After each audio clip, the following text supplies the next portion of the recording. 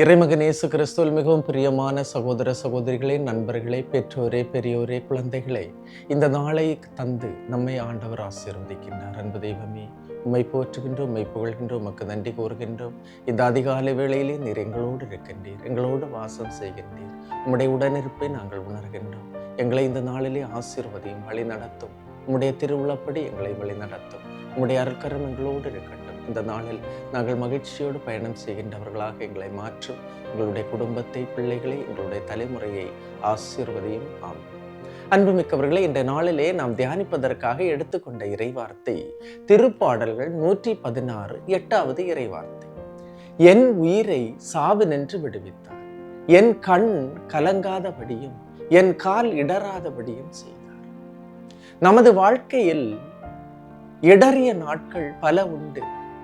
உயிரை இழந்தது போன்ற பல நிகழ்வுகள் உண்டு. பலர் விபத்துக்குள்ளிருந்து கடவுள் நலம் தந்திருக்கிறார். தூங்காத நாட்களும் கண்ணீரோடு தனிமையில் இருந்த நாட்களும் உண்டு. அனைத்தும் வாழ்க்கையில் வந்த நிகழ்வுகள் தான். என்னிடம் ஒருவர் சொன்னார், ஃபாதர், நான் ஒரு பெரிய விபத்திலிருந்து நான் காப்பாற்றப்பட்டவன் என்று சொன்னார்.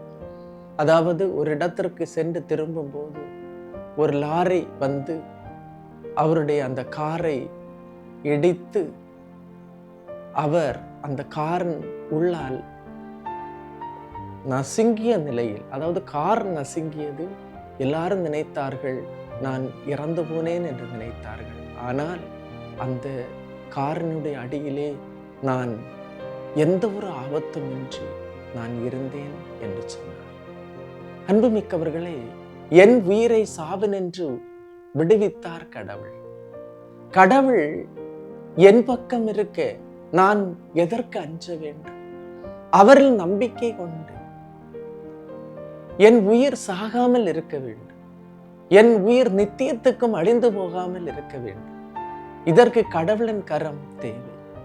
எப்படிப்பட்ட சூழல்கள் இருந்தாலும், எதை இருந்தாலும், ஆண்டவர் என் கால் கல்லில் மோதாதபடி என்னை காத்தார் என்று திருப்பாடல் ஆசிரியர் சொல்லுகின்றார். நம்மை காப்பவர், நம்மை விடுவிப்பவர், நம்மை அரவணைப்பவர் கடவுள். வாழ்க்கையில் கடவுள் துணை இருக்கும்போது அனைத்தையும் என்னால் சந்திக்க முடியும், அனைத்தையும் என்னால் நேரிட முடியும்.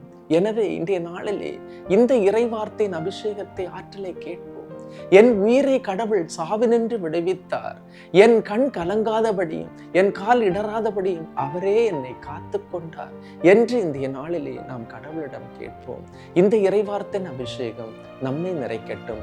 ஆண்டவர் உங்களை ஆசீர்வதிப்பார். எல்லாம் வல்ல இறைவன், தந்தை, மகன், தூய ஆவியார் உங்களையும் உங்கள் குடும்பத்தையும் நிறைவாய் ஆசீர்வதிப்பாராக. ஆமேன். இயேசுவுக்கே புகழ், இயேசுவுக்கே நன்றி. மரியே வாழ்க.